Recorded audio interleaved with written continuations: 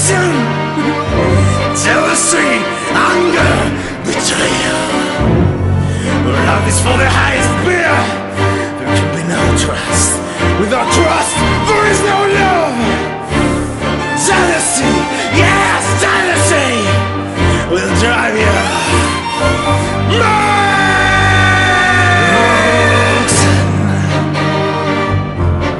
You don't have to put on that red light. Walk the streets for money. You don't care if it's wrong or if it is right. Roxanne, you don't have to wear the dress tonight. Roxanne, you don't have to sell your body to the night. Estamos con el diputado provincial Julio Eduardo Begemann, a quien le damos la bienvenida. ¿Qué tal, Julio? ¿Cómo va? Muy bien, Juan, un gusto, como siempre, estar aquí contigo. Muy bien. Julio, estás preocupado por el tema de las tarifas y casualmente se movilizó el país entero en contra de del tarifazo del gobierno de Macri en todos los lugares del país, también en Venado Tuerto, y coincide con un planteo que vos ya venís haciendo, ¿cierto?, de retrotraer todas las tarifas al momento en que se comenzaron a aumentar. Y porque ahí en ese momento se tomó una decisión que a mi juicio fue improvisada, de una gran impericia y una gran insensibilidad por parte de un funcionario que evidentemente tuvo una mirada puesta en cómo cerraban números de la empresa, pero se olvidó tener en cuenta como mirada al conjunto de la sociedad, y entonces esa decisión creo que ha afectado severamente a todo el tejido social, productivo, comercial, industrial, a las familias argentinas, aceptarlas a punto tal que realmente en Rosario, por ejemplo, la multisectorial Rosario, que encabeza Juan Milito, nos decía que había más de 1.500 comercios rosarinos paralizados o en vías de paralizarse. Y ese dato se multiplica en otros lugares del país, por lo tanto la reacción ha sido muy fuerte en contra de esto, que es un ajuste salvaje. Porque uno puede entender que era necesario hacer reajustes tarifarios, que había que actualizar algunas cuestiones que habían quedado un poco demoradas en el tiempo, pero haberlo planteado de esta forma realmente fue abusivo, fue exagerado y constituye, creo, un grave error político, un grave error de apreciación que hoy hace que esté pagando costos el gobierno nacional por justamente haber actuado de esta manera. Y allí entonces surge este reclamo de la gente, al cual uno acompaña desde distintos lugares, con distintas proyecciones o posibilidades, y esto es lo que hemos hecho en los últimos tiempos. Le hemos pedido, por ejemplo, al gobernador Lipschitz que recurra a lo que una figura deportiva, uno lo dice habitualmente, a ponerse el equipo al hombro, claro, y que promueva un recurso de amparo colectivo. No lo hizo, una pena, hubiésemos logrado que eso realmente fuese un camino, pero lo cierto es que la Cámara Federal de La Plata tomó una decisión, sí, tuvo en cuenta los distintos recursos de amparo que se hicieron, y la Corte Suprema también hace un punto de parate sensato ante esto y dice que hay que estudiar la estructura de costos, cómo se conforma, dice que hay que ver concretamente cuál es la progresividad, de dónde se para un funcionario para disponer esta cuestión. Y entonces en este momento donde se ha parado, se ha suspendido esta ejecución de este hecho tan abusivo, creo que lo conviene, y aquí viene un poco lo que vos planteabas en tu introducción, creo que lo que conviene hacer es retrotraer las tarifas al costo que había antes de la quita de subsidios, y a partir de allí hacer un estudio concienzudo de dónde estuvo la necesidad de plantear incrementos, los porqués de la estructura de costos, hacer un estudio también zonificado y progresivo, definir cuál va a ser el alcance correcto de las tarifas. ¿Y por qué digo pararse ahí? Porque de pronto se dice plantear un tope de un 400%. Sí. Podría hablarse de un 500%, un 300%, lo que fuese. Claro. Esto es una especie de manotazo de gato, esto es una salida, llamémosle política, hagamos, repartamos, no es así. Esto realmente tiene que ser planteado de otra forma. A mi juicio creo que lo que corresponde es un estudio concienzudo, serio, sólido, que emerja como resultado entonces de ello, el aumento de tarifa, y no por un acuerdo a ojo vista o a ojo de buen cubero, a ver, digamos tanto que la gente puede aceptar esto o no. Así que lo estamos planteando este tema, Juan, con la idea de que realmente esto ha pasado a ser un punto central, porque De hecho, a la hora de ver qué pasa en las familias argentinas, esta era una preocupación cada vez mayor. A la hora de ver qué pasa con la actividad comercial e industrial, hay que medir esta incidencia de cara a cualquier proyección futura. Y las consecuencias las paga todo el conjunto social argentino. Está bien. ¿Vos creés que la legislatura lo va a aprobar a un proyecto de esta magnitud o de esta envergadura? Nosotros en Santa Fe encaramos el tema cuando se habla sobre el tema de agua y luz. Sí. ¿Y qué nos pasó? Este acompañamiento de distintas iniciativas que había en materia de lo que ocurría con clubes y asociaciones civiles sin fines de lucro tuvo un buen resultado. Sí. Porque ahí estuvo la tarea de AREDA, Asociación Rosalina. Tuya, acompañado por otros. Hubo varios legisladores. La verdad que hubo muchas iniciativas que todas tuvieron el mismo objetivo, tratar de dar un cambio de panorama en lo que hacía la vida de los clubes y las asociaciones civiles sin fines de lucro, en los clubes en particular. El tema del costo de la energía eléctrica hacía que muchas disciplinas no se pudieran ni siquiera practicar. Ahí el gobernador derogó finalmente el decreto 4444 y adoptó un criterio que no es el que yo había planteado. Yo había planteado volver a lo que decía la ley 10.398, que en su momento había impulsado con una fórmula que resuelve los temas de cómo se hace el consumo de energía eléctrica. Bien, ahí se aplicó un decreto, este decreto fue anulado, el nuevo decreto anula el anterior y esta salida en definitiva fue aceptada por los clubes, con lo cual ese reclamo en ese punto en Santa Fe, lo que tiene que ver con luz y agua, se ha resuelto favorablemente. En lo que tiene que ver con otras áreas de la actividad santafesina, el recurso de amparo se instaló, pero aún no hubo acuerdo. Se dio curso al recurso de amparo por parte de la justicia, pero no hubo acuerdo entre la provincia y, por ejemplo, la multisectorial Rosario, que han ido a tratar de hacer una audiencia conciliatoria. Esa instancia fracasó hasta ahora y esperemos que también la EPE y Aguas redefinan sus criterios en esto que tiene que ver con el comercio y la industria. Son dos planos, entonces, para responder a tu pregunta. El plano provincial está pasando esto.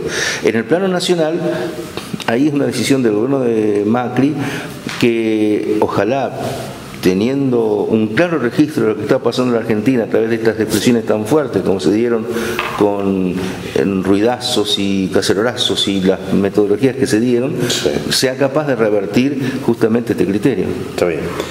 Pero vos te referías concretamente a lo de la provincia, pero la provincia en relación a la nación, ¿cuál es la actitud que asume el Ejecutivo? ¿Acompaña este pedido que vos hacés? Hasta ahora fue, y lo hemos dicho claramente, ha sido una actitud en la relación que tuvo el gobernador Liffi con Aranguren, entendemos que fue realmente débil, no hubo un planteo de la contundencia como tendría que haberse dado. Es más, planteamos que hasta haga un recurso de amparo ante la falta de respuesta de Aranguren, no hizo ese recurso de amparo. Por lo tanto, diría que en cuanto a la gestión del gobierno provincial tendría que tener mayor fortaleza frente a la nación por una parte, y por otra también lograr o definir que la EPE y Aguas cambien su política tarifaria, es decir que... Por eso digo, él no acompaña porque tampoco cambia acá. Obviamente, claro, hay una situación ahí que es cierto. Claro, el Ejecutivo provincial es el que está digamos, avalando la nación, pero porque también defiende su propia... Esta es una posición provincial. Hasta podríamos decir que es peor. Agua y EPE. Podríamos decir el caso de la EPE es peor porque hubo aumentos previos a la quita de subsidios que recibe la nación. Claro. Es decir, que aquí habría que replantear el costo tarifario en materia de energía eléctrica, incluso con otra perspectiva más profunda, porque se ha dado antes de este ajuste salvaje en Santa Fe un ajuste que también se suma a esto que es un exceso, es un abuso y por supuesto un perjuicio para los santafesinos. Y en el caso de concretamente de Bonfatti, que es el presidente de la Cámara, y con el cual vos tenés cotidianamente, lo ves, lo relacionás, ¿cuál es la posición de la avala al Ejecutivo provincial? Bueno, ahí ya entramos en una cuestión que es muy interesante lo que plantea Juan. Uno observa que hay cierta tensión dentro de lo que puede ser el espacio del socialismo. Hay algunas miradas, por ejemplo, cuando sale la reforma constitucional, uno está escuchando voces que provenientes del gobernador Lipsi dice convoquemos ahora, el 2017, a elecciones constituyentes. En el caso de voces que emergen de lo que puede ser la plataforma vinculada con Antonio Bonfatti, dicen no, esperemos hasta el 2018. Bueno, son cuestiones que que tienen que ver con seguramente algún tipo de desavenencias, pero lo cierto es que a la hora de la verdad la estructuración del bloque oficialista vota en forma común, salvo lo que es, por ejemplo, las actitudes de Giustiniani, que tiene un grado de independencia mayor. De hecho, llegó desde otro lugar a su cargo legislativo, y él, por ejemplo, en el caso de Giustiniani, fue a plantear un recurso de amparo en el tema de estas cuestiones de gas, y lo hizo con los Burger y otro diputado más. Es decir, él acompaña toda esta movida que estás vos y otros. En el caso, sí, en muchas ocasiones estamos coincidiendo, sí, en alguna mirada común en estos temas. En eso no hay una ubicación tan clara, porque de pronto hay hechos que vinculan a distintas fuerzas opinando en la misma dirección, o a la inversa, ¿no? A veces en el caso del justicialismo tenemos distintas ópticas sobre un mismo tema, pero en esto puntual, la mayoría de los legisladores, noto que en distintos lugares han buscado maneras de propiciar un modelo distinto a este que se está dando actualmente, porque creo que todo el mundo del sentido común entiende que en materia tarifaria lo que pasó fue realmente un ajuste salvaje, abusivo, y reitero las palabras, de impericia, improvisación e insensibilidad. Sí, yo lo escuché hace 2 días, creo, a Aranguren, en un programa de televisión de Buenos Aires, y me dio la sensación que le hablaba nada más que a los periodistas, y no le hablaba a la gente. Él explicaba a los periodistas que lo estaban entrevistando, pero no le hablaba a la gente, no daba soluciones. Bueno, y además yo no me quiero meter en estudios tan exhaustivos, lo que puede pasar adentro de la gestión de gobierno, y caracterizo a todo lo mismo, ¿no?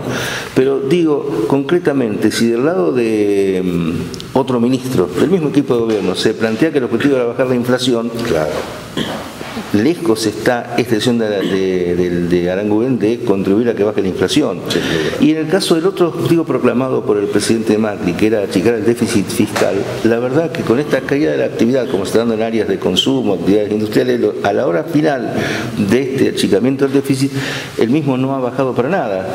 0,3% decía el Diario de la Nación, y algunas estadísticas dicen que ha crecido un poco, con lo cual evidentemente en esto hay que barajar y dar de vuelta. Creo que este camino así nos está llevando a un escenario muy preocupante en lo que tiene que ver con la economía argentina. Está bien. ¿Vos qué creés en el ámbito nacional y provincial? ¿Cómo ves al peronismo? Digamos, el peronismo en su conjunto. Después vemos las distintas variantes. Acá en la provincia, felizmente, para el justicialismo se unificó detrás de la conducción, de la nueva conducción que cabeza Olivera. Pero en la nación todavía como que este tarifazo, digo, no lo traigo de casualidad, digo, porque el tarifazo sería un hecho que podría nuclear las fuerzas del peronismo. A mí ¿Vos ves eso? Me parece realmente auspicioso lo que pasó con el voto de muchos legisladores que tienen quizás una matriz histórica común en cuanto a su pertenencia al justicialismo, y de pronto los últimos tiempos estaban muy divididos, pero esta situación ha permitido un voto común. Creo que se van a ir dando cosas que van a ir fortaleciendo la idea de unificar un gran espacio para poder seriamente superar lo que es esta propuesta que hace Cambiemos. Creo que se avanza en ese sentido, y habrá que ver en las primarias del año que viene hasta qué punto se van dándolo al surgimiento de nuevos liderazgos en cada provincia. Creo que el peronismo ahora lo que afronta es un escenario donde se ha resuelto nacionalmente una conducción formal, Gioja Scioli.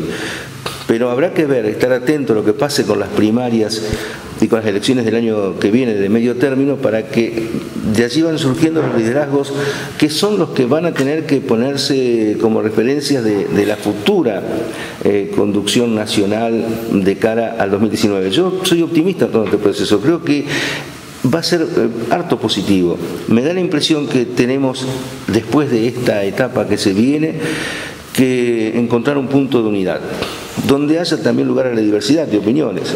Y esto se va a dar, y por eso soy optimista, porque creo que estamos recuperando como punto de unidad lo que fue la sapiencia, la sabiduría del mensaje de Perón. Esto, desde el punto de vista de lo que es la construcción dirigencial, creo que el punto de apoyo de la idea movimentista, de la idea integradora, de la idea de la unidad, tiene ese punto de partida, y me parece que en ese sentido se va a ir dando un proceso así. también, a fuerza de ser sincero, puede ser que terminemos una diáspora, una anarquía, una fragmentación, pero estamos apostando a la confluencia y creo que finalmente se va a dar. La última. En el 85 éramos vos muchísimo más joven, yo joven, vos eras un jovencito. Y se produjo lo que encabezamos aquí en la región, lo que se denominó la renovación justicialista, pero con un profundo debate interno. Y además también se daba en todas las capas del peronismo, incluida la del movimiento obrero, que estaban los famosos 25 que respaldaban a Gualdini. ¿Vos creés que estamos, brevemente, otro día lo profundizamos, vos creés que estamos en una situación parecida, que habría que profundizar el debate interno y después buscar el liderazgo? Pero es que, por supuesto, coincido totalmente acá la idea de algunos, pero es que algunos compañeros han intentado hacer que de cuenta que aquí no pasa nada. No querían autocrítica, no querían debate, querían plantear a rajatabla la conducción es esta y hay que aceptarla porque lo demás es cuasi traición. Y no es así para nada. Acá ese aparatismo, esa burocracia, ese sectarismo y soberbia nos llevó a la falta de debate interno. Conclusión, terminamos perdiendo. Y sobre esto hay que discutir, rediscutir, como pasó antes, cuál es el verdadero rol que tiene que tener el peronismo en la sociedad y también ser autocrítico. No solo el debate, sino autocrítico. Los casos que nos han afectado tan severamente de corrupción son realmente un punto de referencia, no para estigmatizar a nadie, no para hacer de esto un tema que nos divida, pero sí es cierto que lo que tiene que ver con esa cuestión no puede ser un tema menor, no puede ser minimizado, porque la sociedad está esperando que el peronismo sea capaz, como en algún momento Juan nos exigió la sociedad, que nosotros renováramos y ofreciéramos un peronismo comprometido con la democracia con total claridad, porque de hecho cuando no exhibimos esa luz, perdimos en el 83. Claro. Cuando aparecieron las imágenes de un Herminio Iglesias, perdimos en el 83. Cuando aparecen estas imágenes que la sociedad rechaza, hay que ser claro y categórico en rechazarla de nuestro espacio, si no, no vamos a volver. Este peronismo que yo hablo es un peronismo que tiene que ser capaz de trasladar a la sociedad esto que estás de alguna forma señalando, un proceso como se dio antes, de renovación, de autocrítica y de selección de dirigentes a partir de lo que va a ser el proceso electoral que se va a dar abierto. Pero en todos los ámbitos, también en el sindical, también en los empresarios, también en el conjunto del peronismo. Bueno, pero lo que pasa es que el peronismo tiene que dar el ejemplo. Nosotros siempre en este caso nos hemos planteado roles de gran alcance. Como peronismo siempre hemos querido ser el espacio político que condujera el movimiento nacional y popular. Entonces, desde ese lugar que tiene nuestro movimiento, tenemos que estar a la altura de las circunstancias. Hoy la sociedad está viendo qué pasa con nuestra fuerza política. Yo estoy confiado que vamos a preservar la unidad, la diversidad, vamos a hacer autocrítica, vamos a volver con una propuesta superadora, porque no se trata de decir solamente que Macri es malo. De hecho, nosotros estamos oponiéndonos a este modelo neoliberal. Somos críticos de este proyecto que expresa Cambiemos, pero tenemos, y cierro acá, que tener una propuesta mejor, superadora, y esta es la responsabilidad que nos compete a nosotros. La próxima vez arrancamos desde acá y empezamos el programa. ¿Cómo no? La próxima. Gracias, Juancito. Gracias, Julio.